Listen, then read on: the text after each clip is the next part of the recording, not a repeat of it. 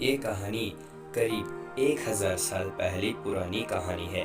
यह कहानी में एक राजा उसका अहंकार छोड़ के बहुत बड़ा राजा कैसे बना, इस कहानी में आपको पता चलेगा। वह एक बड़ा राजा था और उसका राज्य में वह राज्यभार कर रहा था।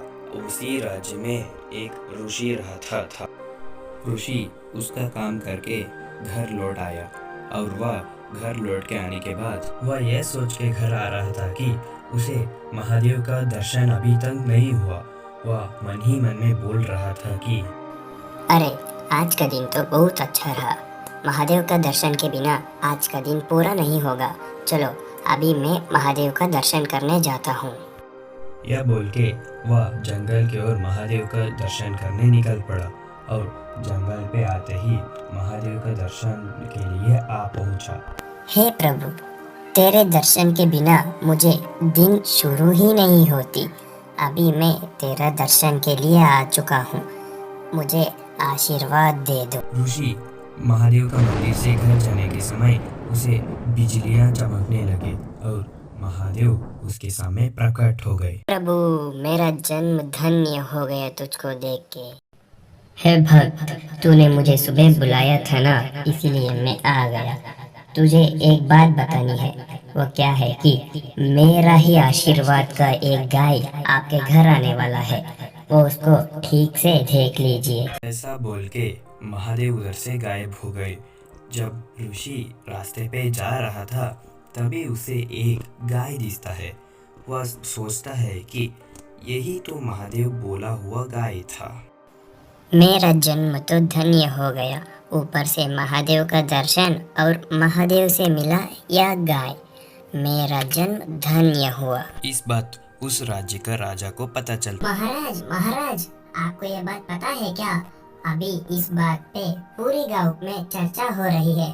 क्या कि ऋषि को महादेव से मिला एक गाय, उसे स्वयं महादेव ने उसे दिया था। इन बातों को सुना हुआ राजा अगले दिन सुबह ही उस गाय को और वह ऋषि से मिलने उसके आश्रम जाता है। परंतु वह ऋषि से मिलने के पहले शिकार जाता है।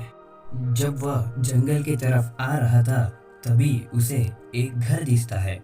वह सोचता है कि यही तो वह ऋषि का घर होगा ना। तो ये है ऋषि का घर। अभी मैं ऋषि से मिलके और वह अद्भुत सा गाय को देख के आता हूँ। ऐसा बोल के राजा ऋषि का घर और वह गाय को देखने निकल पड़ा।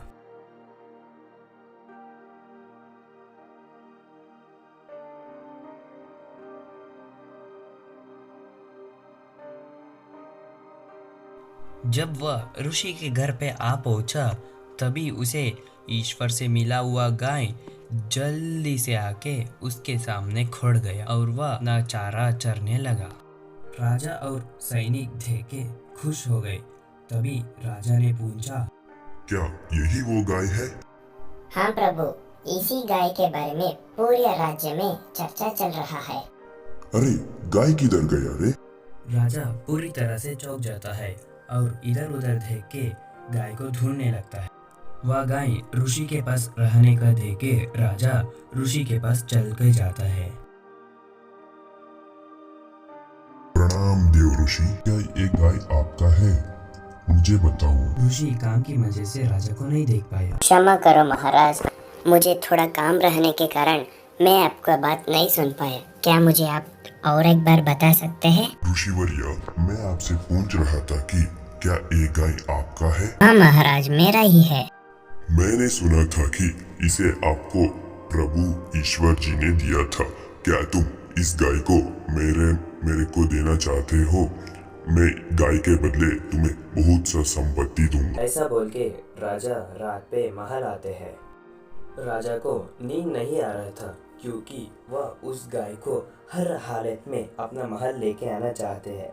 यह सोच के राजा उसका नींद छोड़ के उसके गाय के बारे में सोचने लगे। राजा सोचते सोचते महल के बाहर आ गए।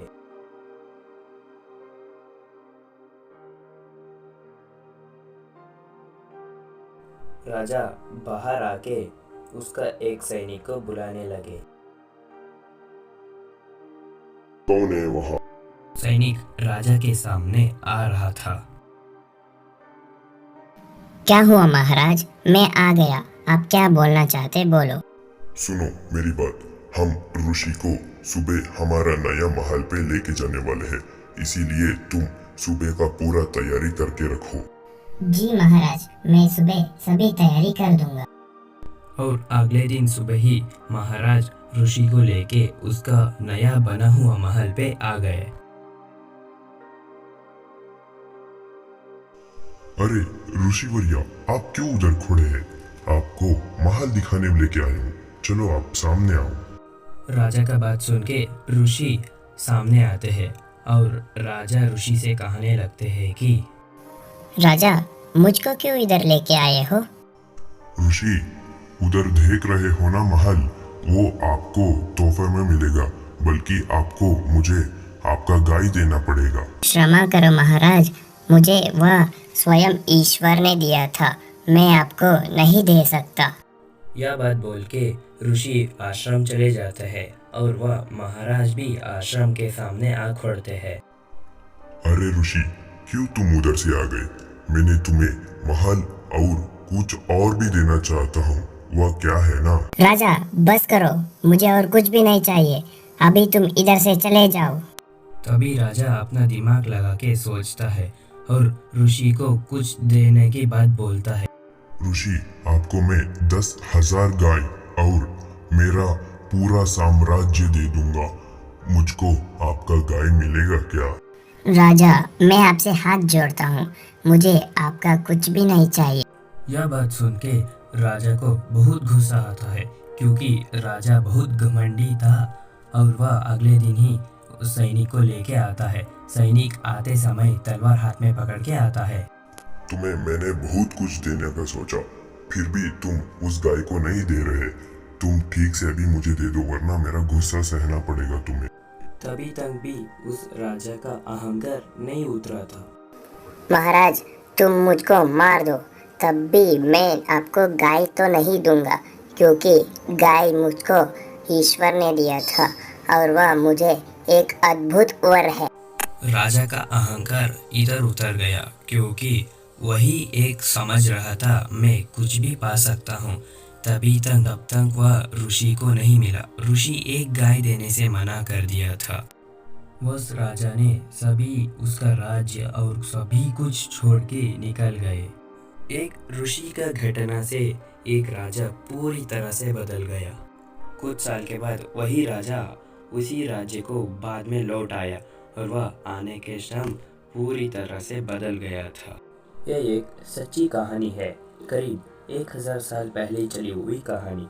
इस कहानी में आया हुआ राजा का नाम है कौशिका महाराज। हमें अब उनको विश्वामित्र बुलाते हैं।